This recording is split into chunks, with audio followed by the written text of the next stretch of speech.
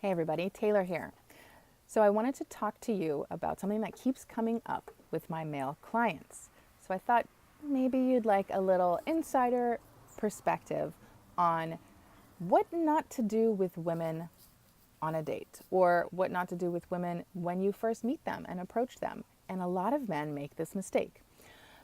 So I don't know if this is you, but maybe you know someone like this. And maybe you're a woman who this has happened to, and you will agree with me. So a lot of men have this habit.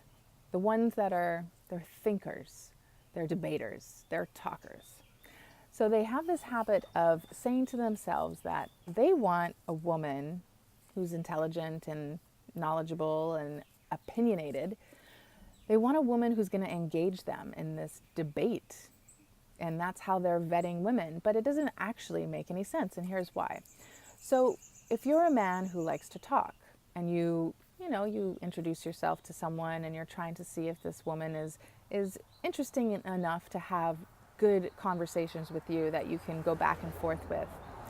But instead, what you're actually doing is putting her to sleep or on the defensive. So whatever it is that you want to talk about, that you're going to go on and on and on about, she's really just tuning you out.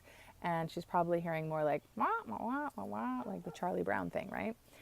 That is the worst thing that you want to do when you're meeting a woman who might actually otherwise like you if you give her a chance.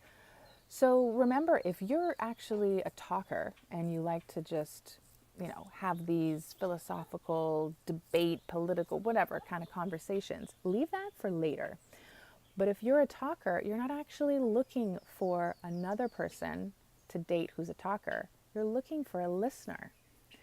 So what you should be doing is, one, not talking her ears off, but absolutely say what you got to say and observe her. Is she responsive? Is she curious? Does she lean in?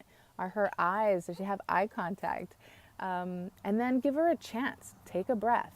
Throw something back at her to segue. Don't just go on for a really long time, because she's going to disconnect from what you're saying. But women definitely don't like to be corrected, or they don't like to be said that they're wrong, or they really want to be understood. So men want to be right and women want to be understood. So when they're talking about whatever it is that they believe, instead of fixing it, right, the sort of cliche thing that men do, clarify what she said, because she wants to know that you heard her. And that's actually proper active listening anyway. But instead of prodding her to try to get to see what her thoughts and beliefs are, just make sure that you're communicating that you heard what she said.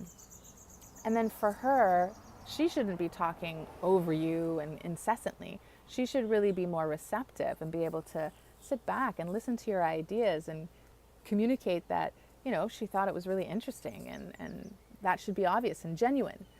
So a talker is going to go well as a complement to a listener. And then, you can kind of play off of each other and have that dance. But you're not looking for someone who's going to be challenging you. And I think a lot of people are misrepresenting that word, because it's not that you want to be challenged by her. You want a woman who's intellectually stimulating and engaging. Those are two different things.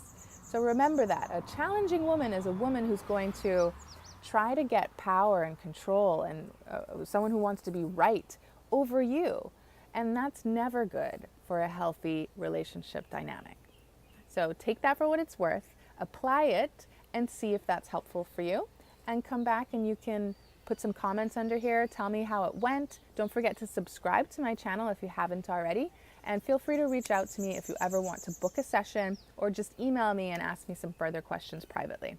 All right? Hope that was helpful. Ciao.